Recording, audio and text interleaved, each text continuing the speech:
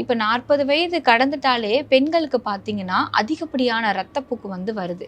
இது எதனால வருது மேம்? 40 வயதுக்கு மேல நெறைய பெண்களுக்கு இர்ரெகுலர் பீரியட்ஸ் வர்றத பார்க்கலாம். அதாவது ஒரு 2 மாசம், 3 மாசத்துக்கு ஒரு முறை தான் வந்து அவங்களுக்கு பீரியட்ஸ் வரும்.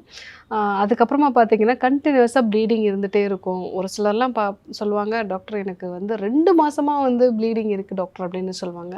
ஸோ எதனால இந்த மாதிரி அதிகப்படியான ப்ளீடிங் இருக்கு அப்படின்னா, ஃபர்ஸ்ட்டு ரீசன் பார்த்தீங்கன்னா, அவங்களுடைய கர்ப்பப்பைக்கு உள்ள இருக்கக்கூடிய எண்டோமெட்ரியல் திக்னஸ். ஒவ்வொரு மாசமும் நமக்கு எப்படி பீரியட்ஸ் வருது அப்படின்னா, ஸோ முதல் ஒரு 14 நாட்கள்ல கருமுட்டை வந்து வளர்ச்சி அடையும். இந்த கருமுட்டையை தாங்கிறதுக்கு ஏத்த மாதிரி நம்மளுடைய கர்ப்பப்பை உள்ள இருக்கக்கூடிய எண்டோமெட்ரியமும் சேர்ந்தே வளர்ச்சி அடையும்.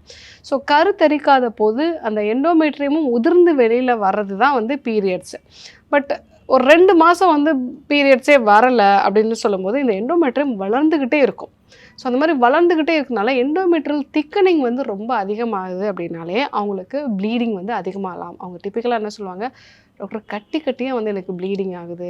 எழுந்து நின்னாலே வந்து பைப்லேருந்து தண்ணி கொட்டுற மாதிரி வந்து ப்ளீடிங் ஆகுது" அப்படின்னு சொல்லுவாங்க. இதெல்லாமே இந்த எண்டோமெட்ரியல் திக்கனிங் அதிகமா இருக்கிறவங்களுக்கு தான் வந்து வரும். ஏன் எண்டோமெட்ரியல் திக்கனிங் அதிகமாகுது?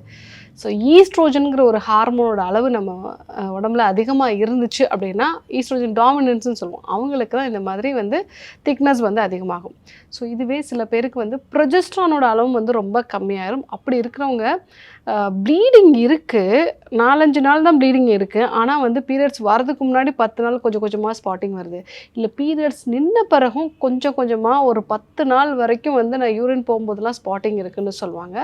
ஸோ இதற்கு ரீசன் என்னன்னா, அந்த ப்ரொஜெஸ்ட்ரான் ஹார்மோனோட அளவு வந்து ரொம்ப கம்மியாகவும், ஈஸ்ட்ரோஜன் ஹார்மோன் அளவு வந்து அதிகமா இருக்கிறதும் தான் காரணம். ஸோ இது யாருக்கெல்லாம் வரும்னு பார்த்தீங்கன்னா, சர்க்கரை வியாதி இருக்கக்கூடிய பெண்களுக்கு. அதே மாரி அவங்களுக்கு ஆல்ரெடி பிசிஓடி மாதிரியான பிரச்சனைகள் வந்து இருக்கு. இல்ல தைராய்டு மாதிரியான பிரச்சனைகள் வந்து இருக்கு. உடல் எடை வந்து அதிகமா வந்து இருக்கிறாங்க. இல்ல ப்ரீ டயபெட்டிக் கண்டிஷன்ல வந்து இருக்காங்க அப்படின்னா, அவங்களுக்கெல்லாம் இந்த ப்ளீடிங் வந்து அதிகமா போறதுக்கு வாய்ப்புகள் வந்து நெறைய இருக்கு. இன்னொன்னு, இந்த ஃபைப்ராய்ட்ஸ் மாதிரியான பிரச்சனை இருக்கிறவங்க, அவங்களுக்கும் அதிகமா ப்ளீடிங் ஆகுறதுக்கு வாய்ப்புகள் நெறைய இருக்கு. ஸோ ஹார்மோன் ரிலேட்டடான இஷ்யூஸ் இருக்கிறவங்க, இவங்க எல்லாருக்குமே அதிகமா ப்ளீடிங் வர்றதுக்கு வாய்ப்புகள் நெறைய இருக்கு.